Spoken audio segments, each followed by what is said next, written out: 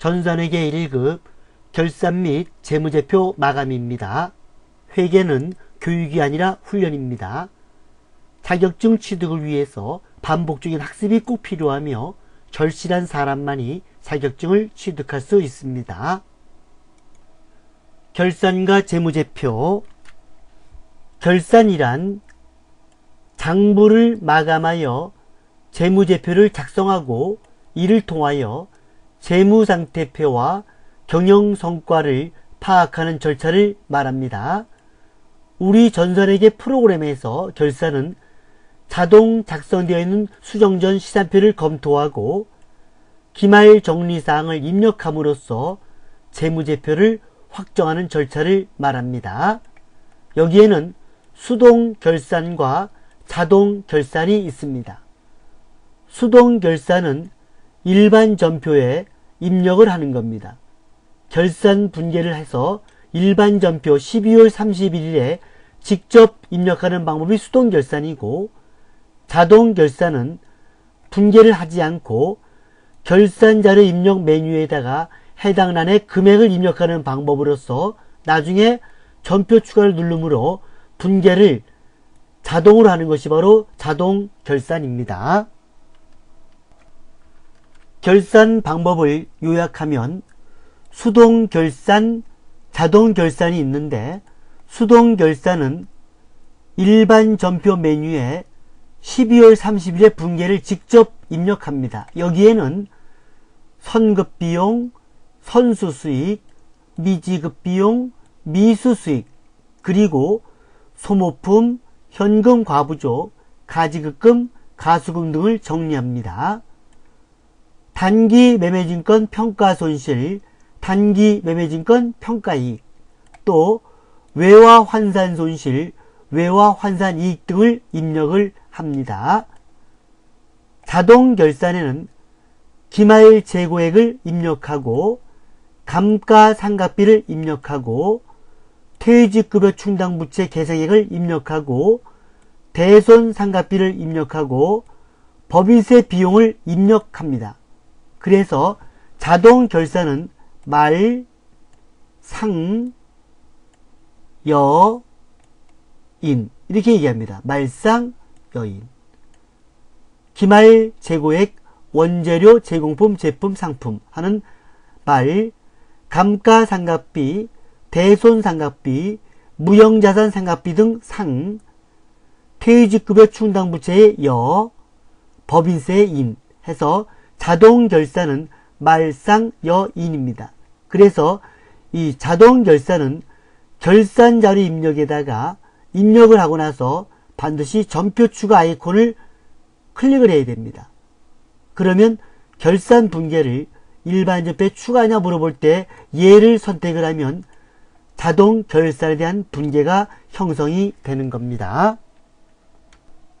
수동 결산을 일반 전표에 입력을 하고, 자동 결산은 결산자료 입력에 입력을 한 다음에 전표 추가를 클릭하고 나면 결산이 완료되고, 마지막으로 재무제표 조회를 합니다. 재무제표 조회는 제, 손, 이, 제.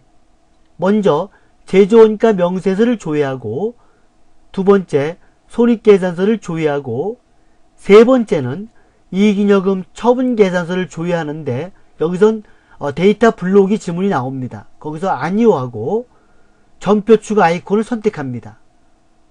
그러면 일반 전표에 대체 분계를 추가하냐 물어볼 때 얘를 선택하면 됩니다. 그리고 마지막 재무상태표를 조회하면 재무제표 조회 완성이 되는 겁니다. 그러나 시험에서 이 재무제표 조회는 점수에 포함되지를 않습니다. 수동결산 내용입니다. 선급비용과 미지급비용의 정리입니다. 먼저 선급비용. 선급비용은 비용의 이연입니다. 당기의 비용으로 처리된 금액 중에서 차기에 속하는 부분을 우리는 선급비용이라고 합니다. 예를 들어서 12월 1일 날 보험료 1년분 12만원을 현금으로 지급했다고 했을 때 12월 1일 날 차변에 보험료가 됩니다. 보험료 12만원, 대변에 현금 12만원. 이 보험료는 12월 1일부터 내년 11월 30일까지입니다.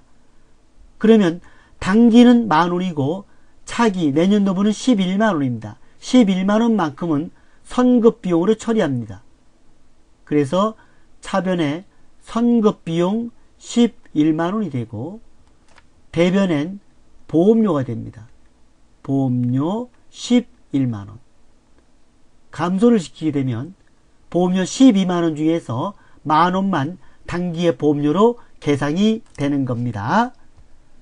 미지급 비용. 이 미지급 비용은 비용의 예상입니다. 단기에 속하는 비용을 지급하지 않은 경우에 그 미지급액을 미지급 비용으로 처리합니다. 예를 들어서 임차료, 집세를 내질 못했다. 임차료를 미지급했으면 차변에 임차료가 됩니다. 5만원을 미지급했다.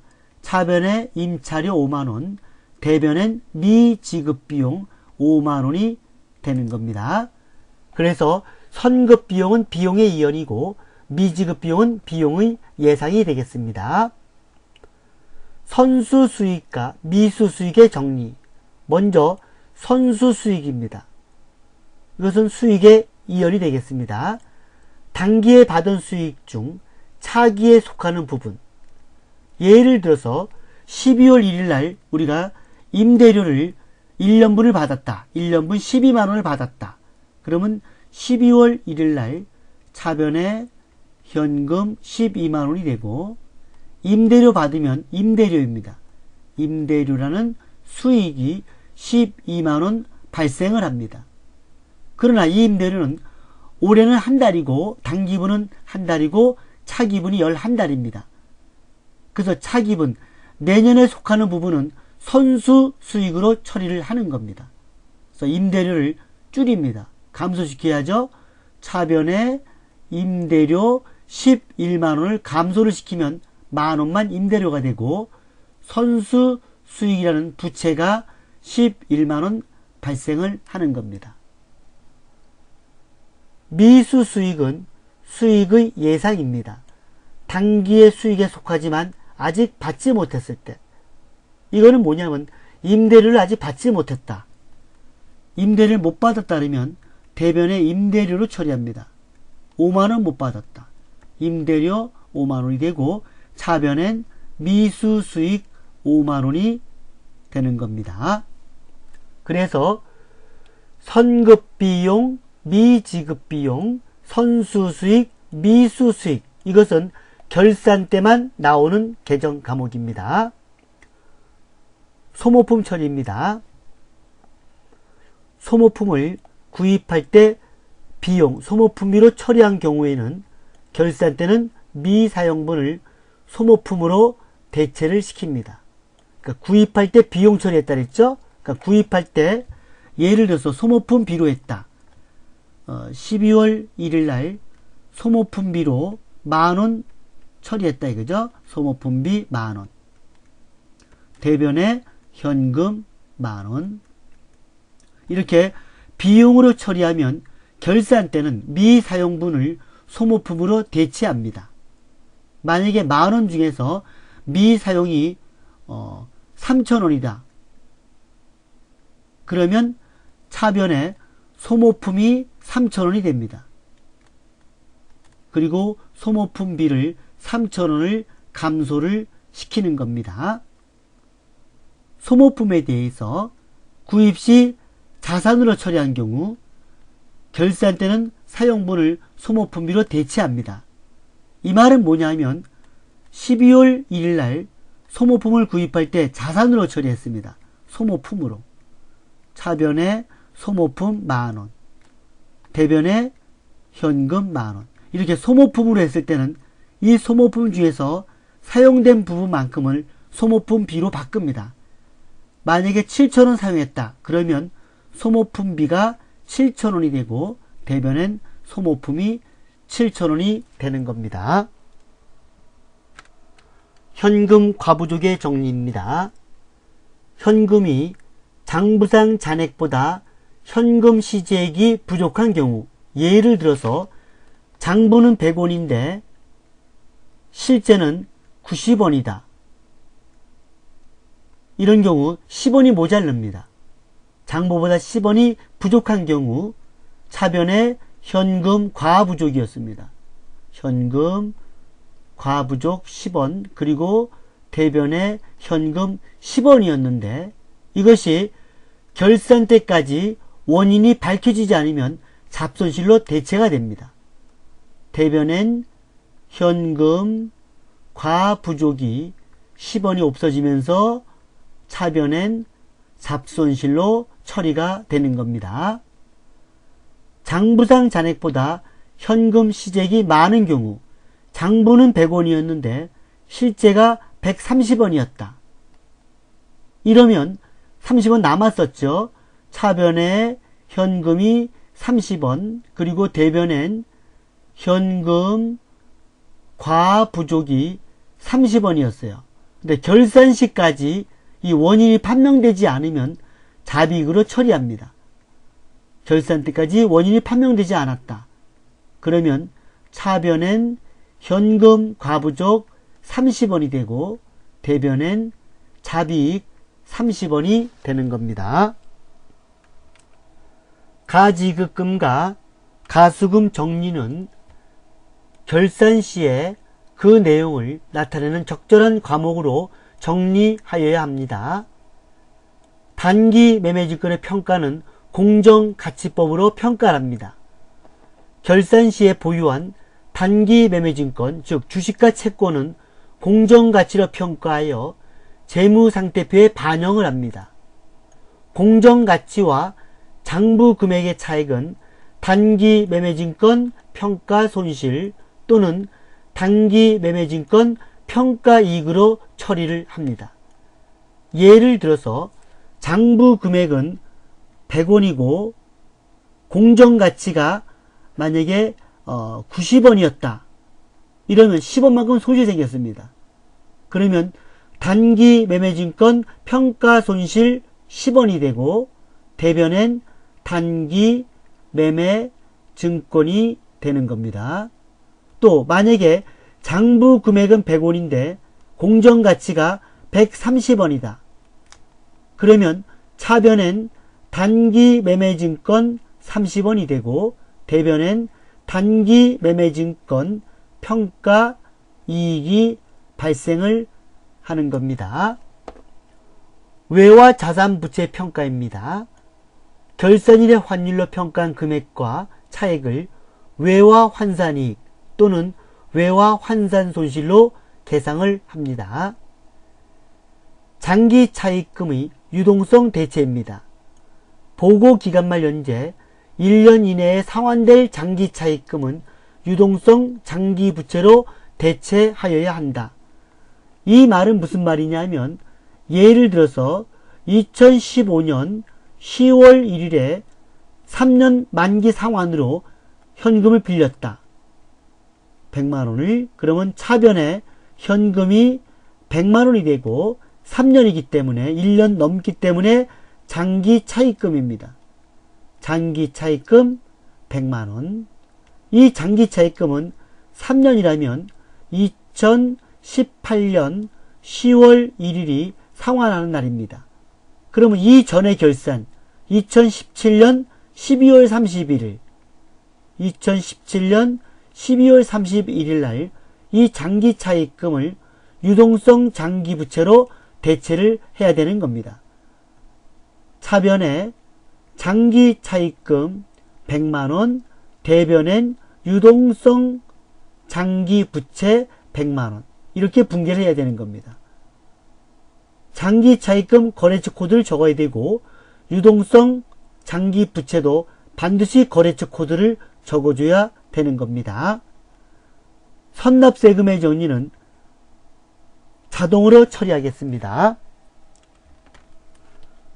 자동 결산은 결산자료 입력 메뉴에 입력을 하면 되겠습니다. 자동 결산에는 4가지가 있다 했습니다. 말, 상, 여, 인. 이 말은 기말 재고 자산입니다. 상은 감가상각비, 대손상각비, 또 무형자산 상각비입니다. 연은 퇴직급여 전입액입니다. 또 이는 법인세가 되겠습니다. 이것은 자동 입력한 다음에 전표 추가 버튼을 클릭을 하게 되면 분계가 자동으로 반영이 되는 겁니다. 주식회사 경영과 회계의 기말정리사항은 다음과 같다. 1번 재고 자산에 대한 기말 재고액은 다음과 같다. 말 자동입니다. 2번 회사는 매출 채권의 1%를 대손 충당금으로 설정하기로 하다. 대손상각비 자동입니다. 3번 퇴직급여 충당부채의 추가 설정액은 다음과 같다. 여 자동입니다. 이 문제는 지금 추가 설정액으로 나와 있습니다. 생산직에 75만원, 사무직에 150만원. 이 추가 설정액이란 말은 단기에 발생된 퇴직급여 금액을 말하는 겁니다. 4번 고정자산에 대한 다음과 같이 감가상각을 하다. 감가상각비 자동입니다. 5번 단기분 이자 미수액 15만원을 계상하다. 이건 수동입니다. 그래서 분계돼야 되겠죠. 차변에 미수수익 15만원, 대변엔 이자수익 15만원입니다. 이것은 일반 전표에 입력을 해야 됩니다. 6번 단기 법인세 비용 추산액은 369만원이다. 선납세금을 조회하여 입력할 것. 이 말은 아무 의미가 없습니다. 그냥 법인세 비용 추산액은 369만원입니다. 역시 말상여인의 자동입니다. 그래서 이 문제에서는 5번만 수동이고 나머진 다 자동이 되겠습니다. 그래서 수동 분계만 일반 전표에 입력을 하고 자동은 결산자료 입력을 하면 되겠습니다. 수동 결산은 일반 전표 입력에 입력합니다. 12월 31일 차변에 미수수익 15만원, 대변에 이자수익 15만원. 수동 결산이 끝나면 창을 닫고 자동 결산 부분은 결산 및 재무제표, 결산자료 입력을 클릭합니다. 01, 12 먼저 1번 기말 재고자산, 기말 원재료가 있습니다. 기말 원재료 재고액 750만원 7500 플러스 엔터. 기말 제공품은 여기 기말 제공품 재고액 찾아서 250만원 밑에 기말 제품 재고액 350만원 3500 플러스 엔터. 2번은 매출 채권의 1%를 대손 충당금으로 설정한다 그랬습니다. 여기 상단에 보면 F8 대손 상각이 있습니다. 대손 상각을 클릭하면 이렇게 보조창이 나옵니다. 여기 보면 계정 과목에 외상 매출금, 받으러음, 단기 대여금, 미수금, 미수수익, 미수금이 있습니다. 그래서 외상 매출금과 받으러음에 대한 것은 대손상각비가 되고 단기 대여금, 미수수익, 미수금은 기타의 대손상각비가 됩니다. 지금 문제에서는 매출 채권에 대해서 1%를 대손 충당금으로 설정한다 했습니다. 여기 대손율이 1%입니다. 만약에 2%면 여기다가 2를 쓰면 됩니다. 이렇게. 지금은 1%이기 때문에 2를 씁니다. 그리고 매출 채권이기 때문에 외상 매출금 받을 엄만 합니다. 단기 대여금 안 합니다. 0. 미수수익 0, 미수금 0이 되겠습니다. 그러면 외상 매출금과 받을엄에 대한 대손상각비 금액만 나왔습니다. 결산에 반영 하게 되면 판매관리비에 여기 대손상각비에 외상매출금, 받을업 이렇게 입력된 것을 확인할 수가 있습니다. 퇴직급여 충당부채 추가 설정액 나와 있습니다. 추가 설정액 나오면 당기에 해당하는 퇴직급여이기 때문에 바로 입력합니다. 여기 노무비, 생산직은 노무비에 퇴직급여 전입액에다가 입력을 합니다. 75만원 750 플러스 엔터. 사무직은 판매비와 관리비에 입력을 합니다. 판매비와 관리비 보면 여기 퇴직급여 전입액을 찾아서 150만원 이렇게 입력을 하면 되겠습니다. 4번 고정자산에 대해 다음과 같이 감가상각을 하다. 감가상각은 요 위에 F7 감가상각이 있습니다. 여기를 클릭을 하게 되면 아까 우리가 고정자산 등록한 금액이 쭉 나와 있습니다. 여기를 활용해서 결산에 반영을 하게 되면 제조부와 판매비와 관리비로 자동으로 입력이 됩니다.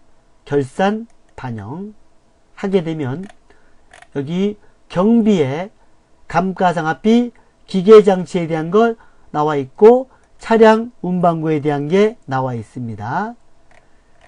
그리고 사무직은 여기 판매비와 관리비에 보면 여기 감가상각비 나와 있습니다. 차량 운반구, 비품, 그리고 개발비까지 나와 있습니다. 마지막 법인세 추산액입니다. 법인세는 맨 밑에 여기 보면 법인세 등 선납세금이 15,400 나와 있는 것을 결산에 반영을 시킵니다. 여기다가 15,400을 반영을 시키고 추가 계상액은 여기 법인세 추산액 369만원 있습니다. 369만원에서 15,400원을 차감한 잔액이 바로 추가 계상액이 되어 있습니다. 367만 4,600원 367만 4,600원 하고 엔터를 치게 되면 여기에 법인세 등이 369만원 나왔습니다.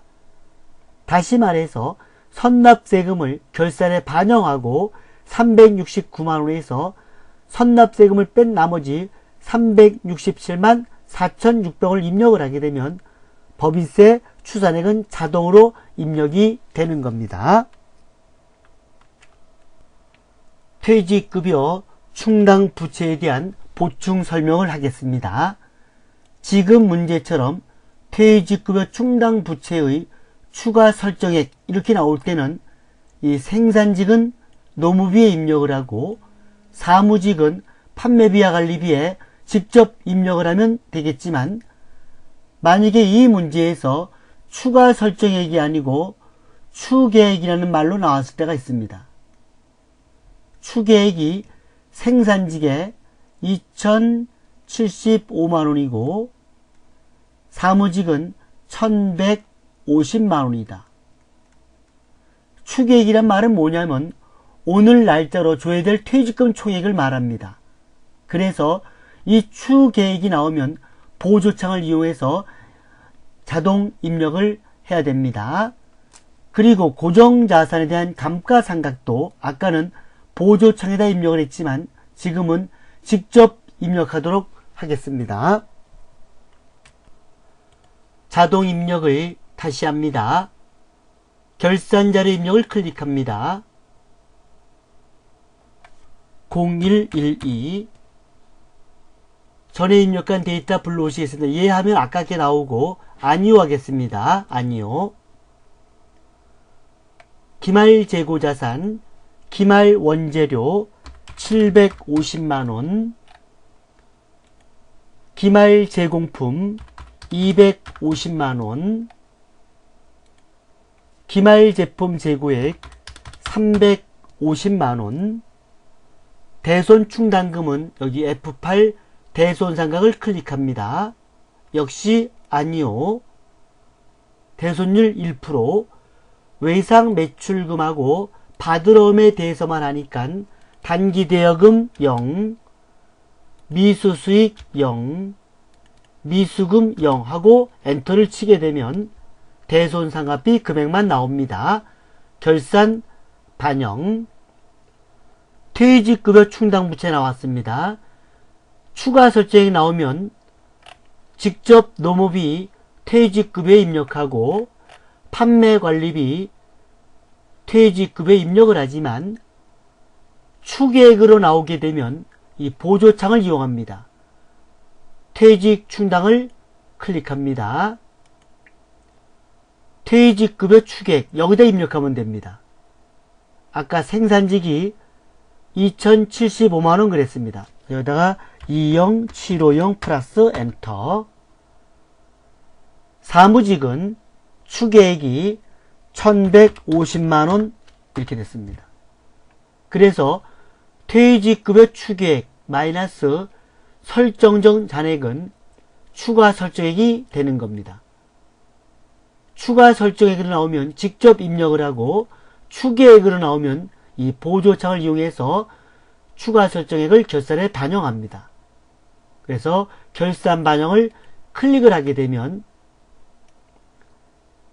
노무비의 퇴직급여 전입액 75만원, 또 판매비와 관리비에 퇴직급여 150만원 입력된 것을 확인할 수가 있습니다. 그리고 고정자산에 대한 감가상각비를 여기 보조창을 통해서 입력을 했는데 지금은 직접 입력하는 방식을 선택하겠습니다. 먼저 제조경비는 제조경비에 감가상각비가 이렇게 있습니다. 기계장치에 대한 감가상각비가 13209,790, 그리고 차량 운반구에 대한 게 2886400 엔터. 그리고 판매비와 관리비, 판매비와 관리비에 차량 운반구가 228391, 비품에 대한 거는 25500, 그리고 개발비가 있습니다. 여기 무형자산상각비 개발비는 120만원 엔터. 이렇게 감가상각비를 직접 입력하는 문제가 나올 수가 있습니다. 법인세는 맨 밑에 선납세금을 결산에 반영을 시킵니다. 15,400원이 되고 추가 계상액은 법인세 추산액 369만원에서 15,400원을 차감한 잔액인 3674600 하고 엔터를 치게 되면 여기 법인세 등이 369만원 나온 것을 확인할 수가 있습니다. 이렇게 자동 입력이 끝나면 반드시 전표 추가 버튼을 클릭해야 됩니다. 이거 안 하면 자동 입력에 대한 문제는 다 틀립니다. 결산 붕괴를 일반 전표에 추가하냐 물어봤죠? 예. 하게 되면 여기 자동 결산 붕괴 완료가 떴습니다. 창을 닫고 확인해 보려면 일반 전표 입력 12월 31일 치게 되면 이렇게 조금 전에 자동으로 입력한 사항들이 붕괴가 나온 것을 확인할 수가 있습니다. 창을 닫습니다. 재무제표 조회는 제조원가명세서, 손익계산서, 이익잉여금 처분계산서에서 전표 추가 재무상태표를 들어갔다 나오면 됩니다. 점수에 포함이 되지 않기 때문에 생략하겠습니다. 이상으로 결산 및 재무제표 마감을 마치겠습니다.